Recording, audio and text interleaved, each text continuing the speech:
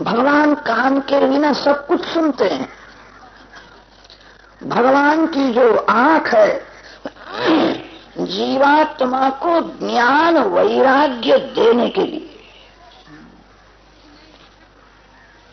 भगवान प्रेम से जिसको देखते हैं, राम देवे नजर तुमको, तो सभी सूरत राम की है। ज्ञान तो भगवान जब कृपा करके देते हैं वो ज्ञान बुद्धि में कायम टिकता है। बहुत पुस्तक पढ़ने से ज्ञान की उत्पत्ति होती है। 2-4 महीने कोई पुस्तक पढ़ना छोड़ देवे, धीरे धीरे वो ज्ञान को भूल जाए। भक्ति से, भगवत कृपा से जो ज्ञान प्रकट होता है वह ज्ञान कायम टिकता है। ज्ञान किसी भी पुस्तक में नहीं है, ज्ञान मस्तक में है। आत्मा ज्ञानमय है, कोई भी जीव मूर्ख नहीं है।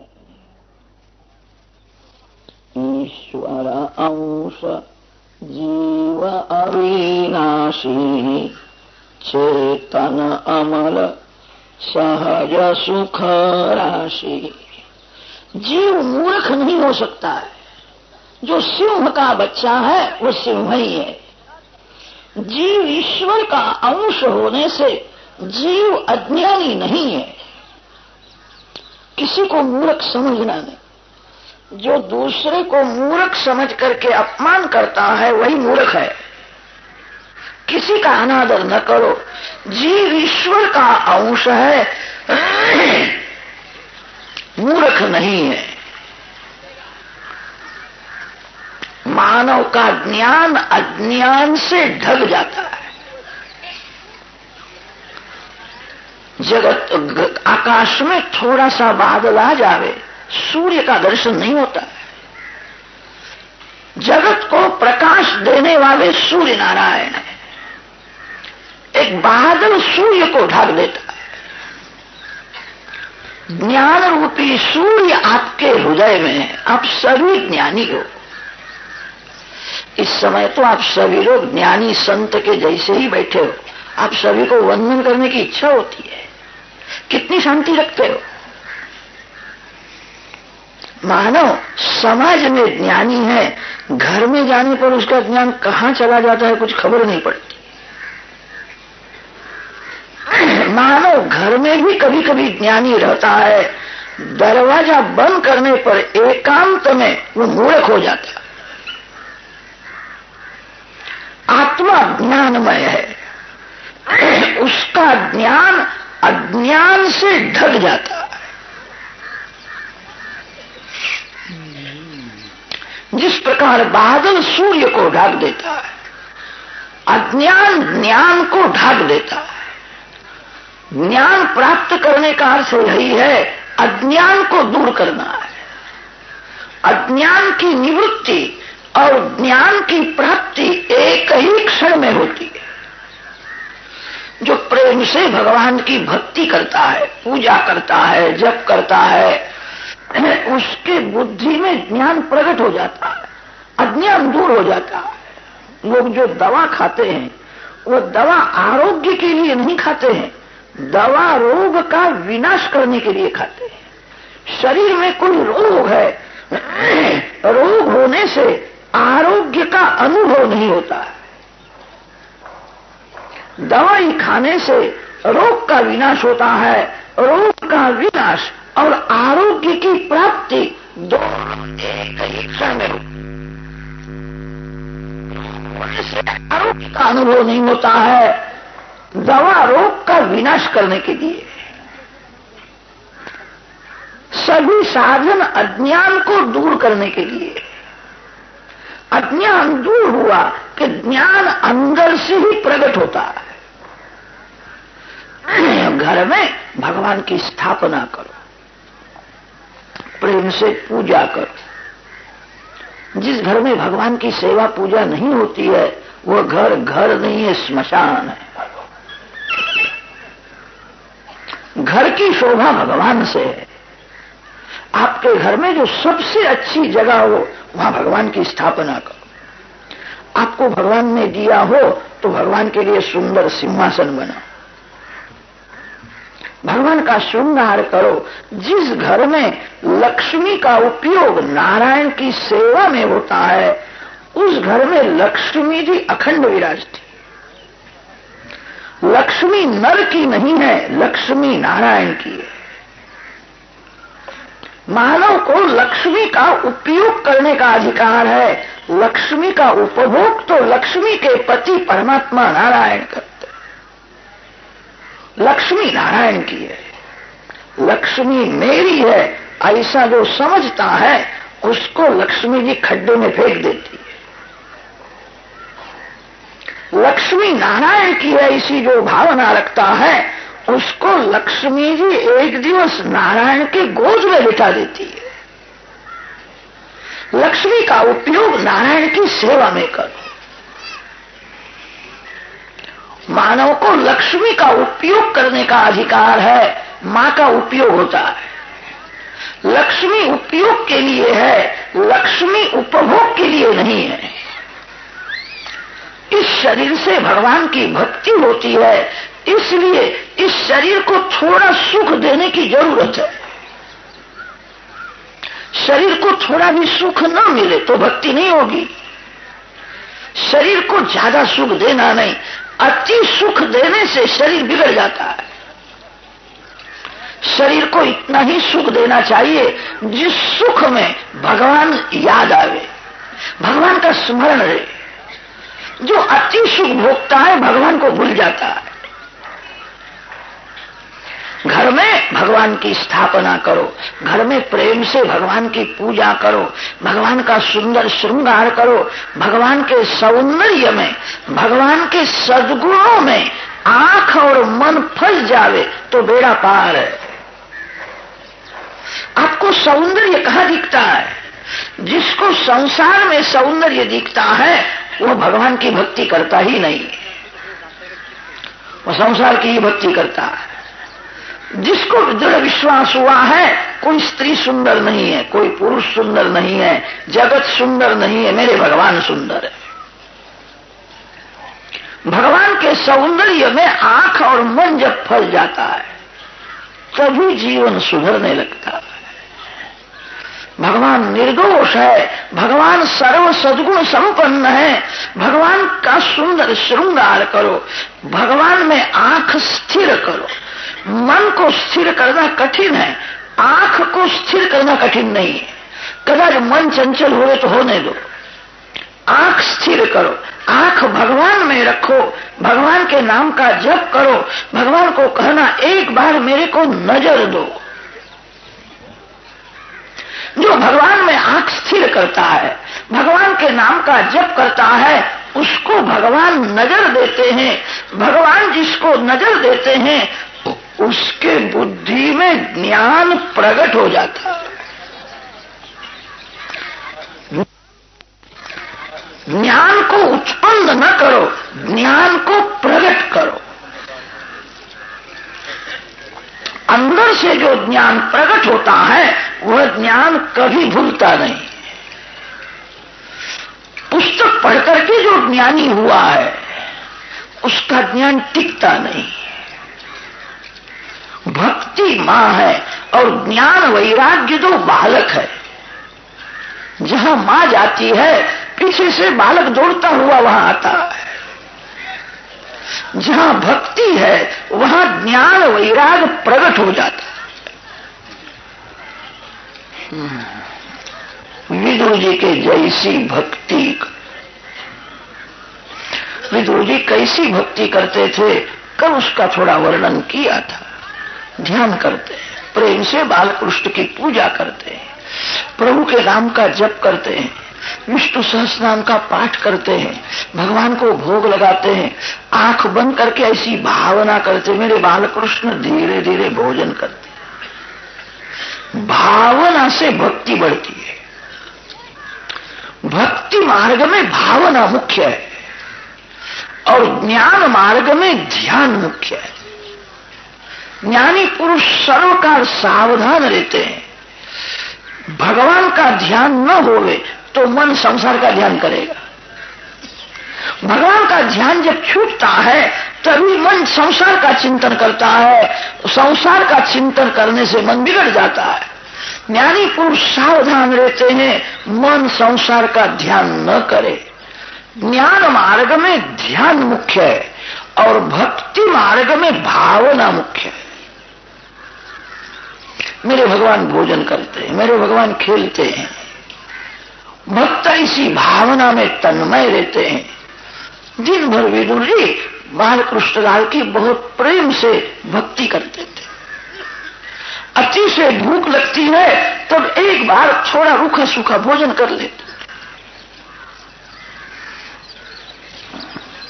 पत्नी के साथ सत्संग करते हैं। ऐसा उनका पवित्र जीवन था। उनका प्रेम बढ़ गया। भगवान को भूख लगी। वेदों ने ऐसा वर्णन किया है, भगवान कभी खाते नहीं। भगवान को पानी पीने की इच्छा नहीं होती है। भगवान आनंद स्वरूप है। ऋग्वेद में वर्णन आया है, द्वासु पर्णा सयुजा सखाया समानम वृक्षम परिशस्व जाते तयोरन्य पिप्पलम स्वादुवत्ति अन्य अनश्नन नभिचाकशेति। संसार वृक्ष में दो पक्षी बैठे हैं। एक पक्षी का नाम है जीव और दूसरा जो पक्षी है उसका नाम है शिव। जीव रूपी पक्षी विषय रूपी फल खाता ही रहता है, विषय भोगता है, भूखा ही रहता है। भोगी की कभी तृप्ति नहीं होती है, भोगी भूखा ही रहता है। जीव विषय रूपी फल सुख भोगता रहता है। एक अश्नन अन्य अनश्नन। एक दुर्बल है, एक पुष्ट है। जीव दुर्बल है, शिव आनंद स्वरूप है। अपने स्वरूप में साक्षी भाव में आनंद में स्थिर रहते हैं। एक अश्नन अन्य अनश्नन। वेद में वर्णन आता है, परमात्मा कभी खाते नहीं है, भगवान कभी पानी पीते नहीं है। भगवान तो आनंद स्वरूप है। भगवान सभी को खिलाते हैं। भगवान विश्वंभर है। थोड़ा विचार करो, भगवान को कदाच भूख लग जावे तो भगवान की भूख कोई शांत कर सकता है? भगवान की भूख भी भगवान की जैसी है। भगवान की भूख शांत कोई नहीं कर सकता। भगवान को किसी वस्तु की भूख नहीं है, प्रेम की भूख भगवान को है। भगवान सर्वकाल प्रेम के भूखे ही रहते हैं। परमात्मा जीव को प्रेम देते हैं और जीव के पास प्रभु प्रेम ही मांगते हैं। किसी वैष्णव के हृदय में प्रेम जब बहुत बढ़ जाता है तब भगवान को भूख लगती है। भगवान की भक्ति ऐसी करो कि आपके घर में भगवान को खाने की इच्छा हो। प्रभु के साथ ऐसा प्रेम करो, जहां अतिशय प्रेम होता है वहां मानव मांग करके खाता है। जहां कम प्रेम है वहां कोई देवे तो भी लेता नहीं है। किसी के घर में आप भोजन करने के लिए गए थे, भोजन हो गया है, अब उठने की तैयारी है। खास आपका कोई प्रेमी मित्र परोसने का, भक्ति उसी की सफल है जब भगवान को भूख लगती है। विदुर जी को भगवान ने कहा मेरे को भूख लगी है। विदुर जी के घर में भगवान ने भोजन किया।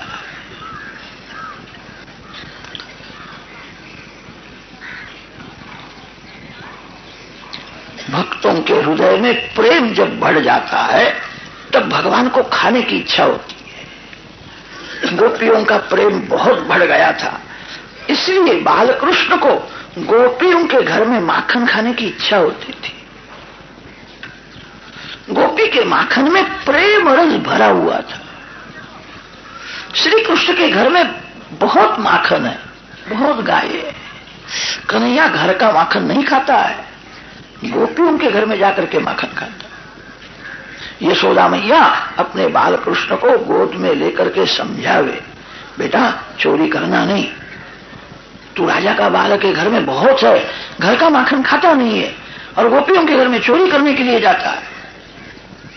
कभी कभी व्रजवासी प्रेम से बोलते हैं कन्हैया माखन चोर है, माखन चोर है। बालकृष्ण को आनंद होता था। यशोदा मैया को ठीक नहीं लगता है, मेरे बालक का नाम चोर रख दिया है, उसको माखन चोर करते। मां समझाती है बेटा चोरी करना छोड़ दे, चोरी करना अच्छा नहीं है। तो चोरी करता है, गांव के सभी लोगों को खबर पड़ जावे कि चोरी करता है, तो बड़ा होने पर तेरे को बहू कौन देगा, तेरा नहीं होगा। फिर यशोदा मैया बालकृष्ण को समझाती है चोरी करना छोड़ दे, तू घर का माखन क्यों नहीं खाता। बालकृष्ण ने कहा मैया मेरे को घर का माखन भाता ही नहीं है, गोपियों का माखन बहुत मीठा होता है। अरे गोपी के माखन में मिठास है कि गोपी के प्रेम में मिठास है। प्रेम रस अति मधुर रस है। आपका शत्रु आपको बर्फी देवे, वो बर्फी आपको कड़वी लगती है।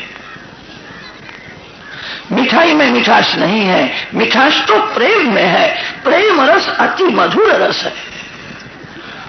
गोपी प्रेम की मूर्ति है, गोपी का प्रेम बहुत बढ़ गया है, इसीलिए गोपी का माखन बालकृष्ण को बहुत भाता है। भगवान की भक्ति ऐसी करो, जहां प्रेम है, जहां पवित्रता है, वही परमात्मा भोजन करते हैं। विदुर जी का जीवन कैसा था, कल कथा में वर्णन किया था। विदुर जी के जैसी भक्ति करो, ऐसी इच्छा तो रखो भगवान मेरे घर में आवे, मेरे घर में भगवान भोजन करे, मेरे को देखना है। कैसा भोजन करते हैं? जिसकी इच्छा शुद्ध है उसी की क्रिया शुद्ध रहती है। इच्छा शुद्धि के बिना क्रिया शुद्ध नहीं होती है। बहुत से लोग भगवान की भक्ति तो करते हैं, भोग के लिए भक्ति करते। मेरे को बहुत सुख मिले, मेरे को पैसा मिले, मैं सुख भोगूंगा। भगवान साधन नहीं है, भगवान साध्य है। भगवान की भक्ति भोग के लिए न करो, भगवान की भक्ति भगवान के लिए करो। विदुर पत्नी का मनोरथ है एक बार भगवान मेरे घर में आए, मेरी वृद्धावस्था है, प्रभु के पास कुछ मांगना नहीं है, अब शरीर बहुत दिन नहीं रहेगा, मेरी एक ही भावना है एक बार श्री कृष्ण मेरे घर में आए, मेरे घर में भोजन करे, मेरे को देखना है कैसा भोजन करे। विदुर पत्नी का प्रेम बहुत बढ़ गया था, इसलिए भगवान को भूख लगी थी। बड़े बड़े राजा लोग स्वागत करते हैं, भगवान को निमंत्रण देते हैं, किसी के घर में गए नहीं, बिना निमंत्रण विदुर जी के घर में आए। ईश्वर को कौन निमंत्रण दे सकता है? जो लक्ष्मी का पति है, जो जगत का मालिक है, उसको कोई कह सकता है मेरे घर में भोजन? वहां परमात्मा आते हैं। विदुर जी की भक्ति सफल हुई है, विदुर जी को कृतार्थ किया है। आप विदुर जी के जैसी भक्ति, ऐसी इच्छा तो रखो भगवान का मेरे को दर्शन हो, भगवान मेरे घर में आवे, भगवान भोजन करे, मेरा जीवन सफल हो जाए। विदुर जी को कृतार्थ किया है और फिर श्री कृष्ण भगवान धर्मराजा को मिलने के लिए गए। विदुर जी ने विचार किया, कौरवों के यहां श्री कृष्ण ने पानी का भी स्वीकार नहीं किया, पानी भी लिया नहीं।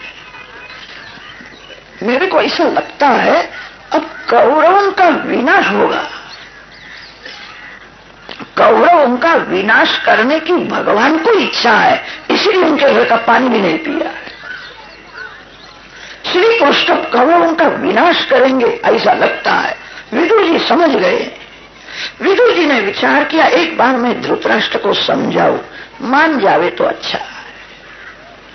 धृतराष्ट्र का संग छोड़ करके विदुर जी गंगा किनारे भक्ति करते थे। दुर्जन से दूर रहो, दुर्जन में सद्भाव रखो। किसी भी जीव में जो कुभाव रखता है उसके भक्ति में बहुत विघ्न आता है। दुर्जन सज्जन, पाप पुण्य, शुभ अशुभ, धर्म अधर्म, सभी के आधार भगवान है। दुर्जन कहां से आया? दुर्जन से दूर हो, दुर्जन का तिरस्कार न करो, दुर्जन के लिए मन में सद्भाव रखो।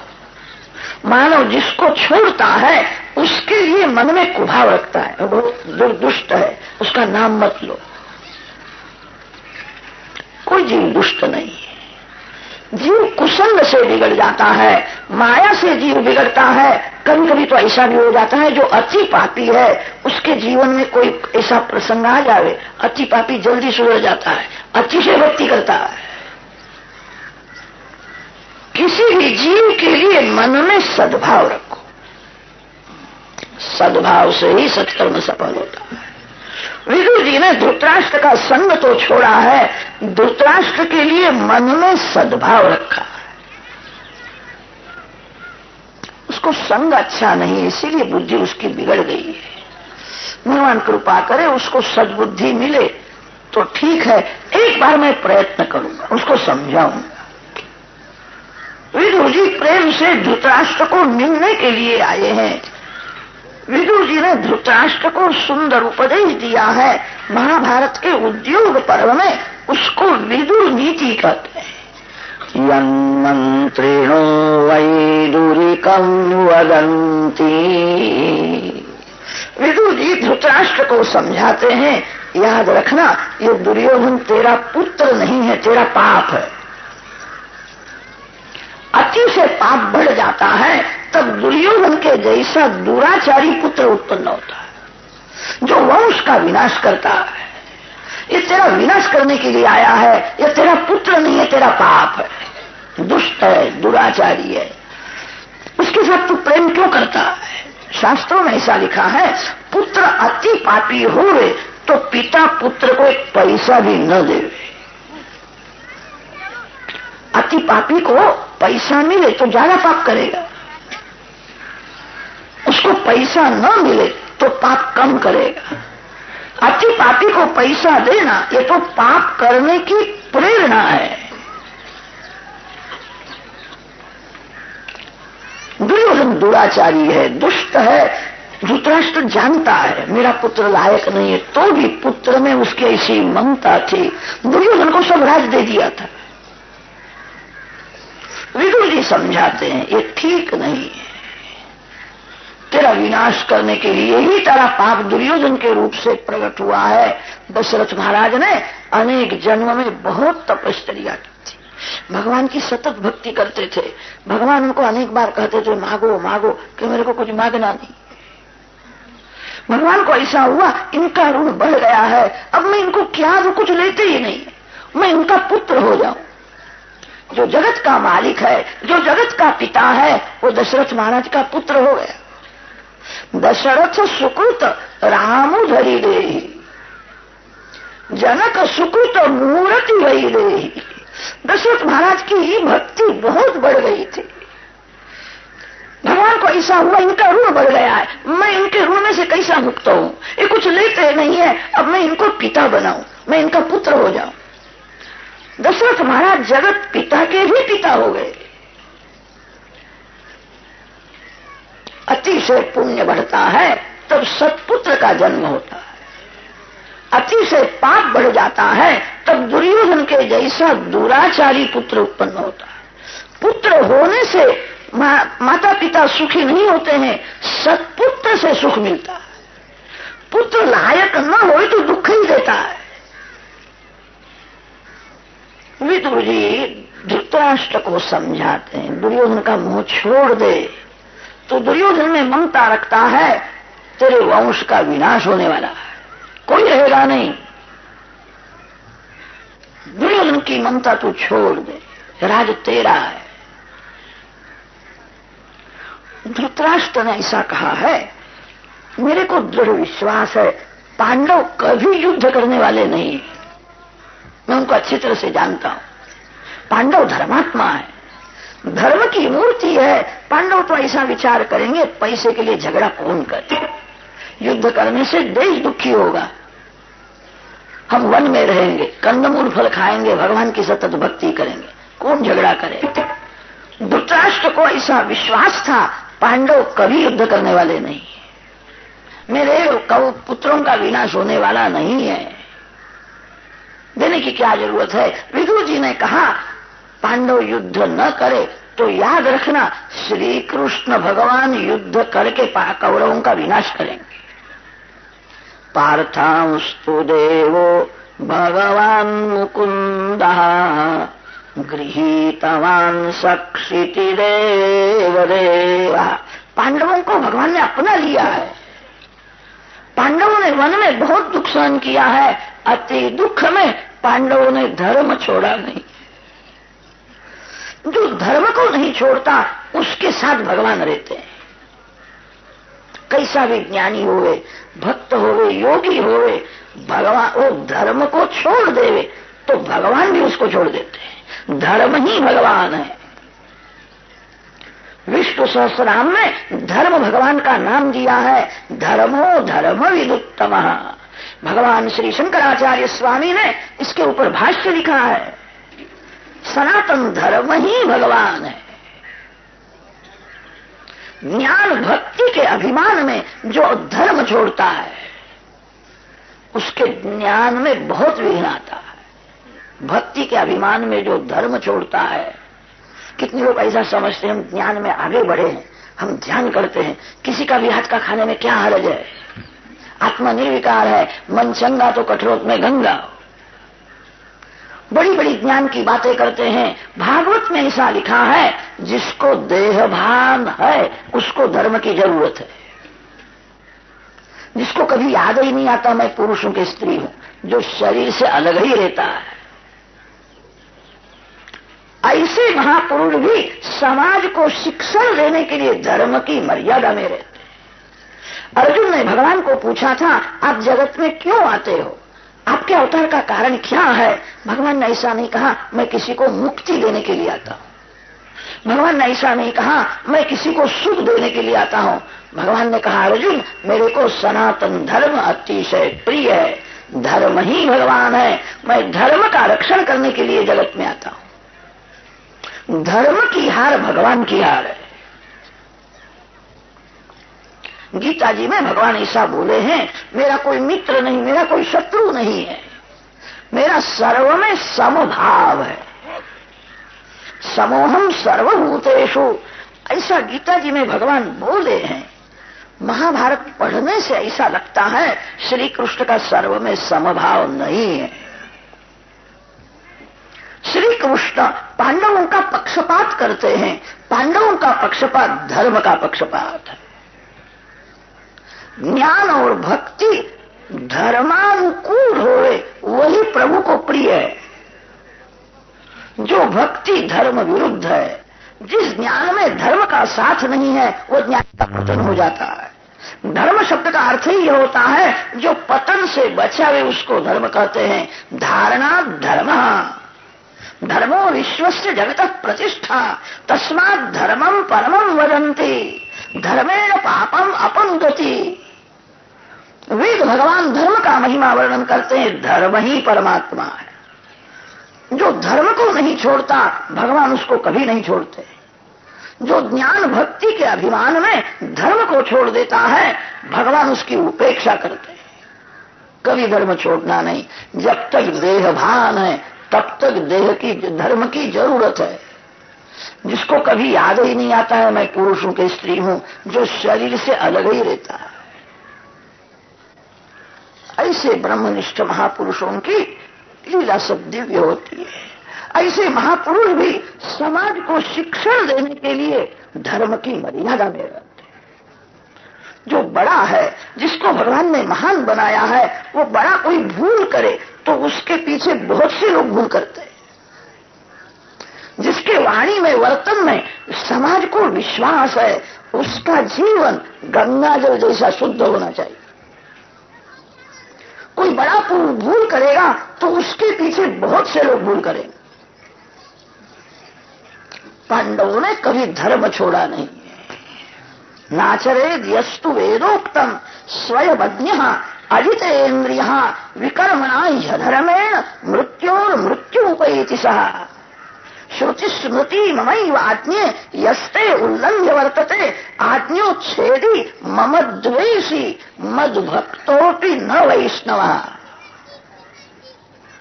अपहाय निजं कर्म कृष्ण कृष्णेति वादिनः ते हरेर्द्वेषिणः प्रोक्ताः। धर्मार्थम जन्म यद्धरेः, भगवान को धर्म अतिशय प्रिय है। पांडवों ने कभी अपना धर्म छोड़ा नहीं, भगवान उनको छोड़ते नहीं है। जिस घर में धर्म है उसी घर में भगवान है। लोग पुस्तक पढ़ करके ब्रह्म ज्ञान की बातें करते हैं, उनकी